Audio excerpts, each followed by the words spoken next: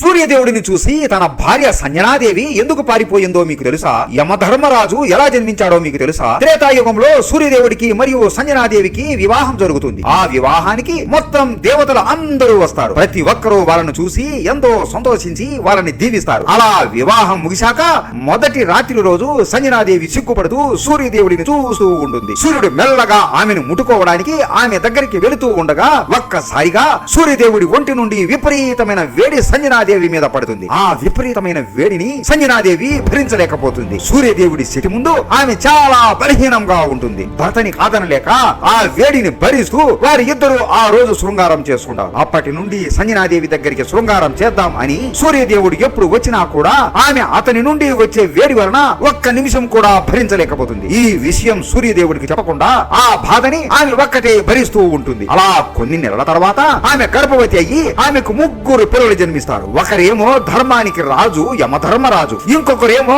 వైవస్థామను, చివరిగా యమునాదేవి. సూర్యదేవుడు వీళ్ళని చూసి ఎంతో ఆనందపడిపోతాడు. కానీ అప్పటికీ కూడా సంజనాదేవి సూర్యుడి నుండి వచ్చే వేడిని భరించలేక అష్ట కష్టాలు పడుతూ ఉంటుంది. ఇక ఒక రోజు ఆమె ఒక నిర్ణయం తీసుకుంటుంది. నేను శివుడికి తపస్సు చేసి నా భర్తతో సమానం అయ్యే అంత శక్తివంతురాలిలాగా నేను కూడా మారిపోయి నా భర్తని సంతోషపెట్టాలి అని నిర్ణయించుకుంటుంది. కానీ ఈ చిన్న పిల్లల్ని నేను వదిలేసి తపస్సులోకి వెళితే వీళ్ళని ఎవరు చూసుకుంటారు? అలాగే నా భర్తకి సేవలు ఎవరు చేస్తారు అని ఆలోచనలో పడిపోయి ఒక నిర్ణయం తీసుకుంటుంది. ఆమె శక్తి ఉపయోగించి ఆమె నీడ నుండి ఒక మహిళను పుట్టిస్తుంది. ఆమె అచ్చం సంజనాదేవి లాగే ఉంటుంది. ఆమెకు ఛాయ అనే పేరు పెడుతుంది. ఛాయాదేవితో నువ్వు సూర్యదేవుడికి భార్యగా నా స్థానంలో ఉండు, ఆయనకి మరియు నా పిల్లలకి సేవలు చేస్తూ వారికి ఏం అవసరం ఉన్నా అది నువ్వు తీర్చు అని చెబుతుంది. అలాగే నేను ఇలా అడవికి తపస్సు చేయడానికి వెళ్తున్న విషయం సూర్యదేవుడికి చెప్పవద్దు అని ఆజ్ఞాపిస్తుంది. అలా సంజనాదేవి తపస్సు చేయడానికి భూలోకానికి వెళ్లి మహాదేవుడికి తపస్సు చేస్తూ ఉంటుంది. ఆమె తపస్సుకి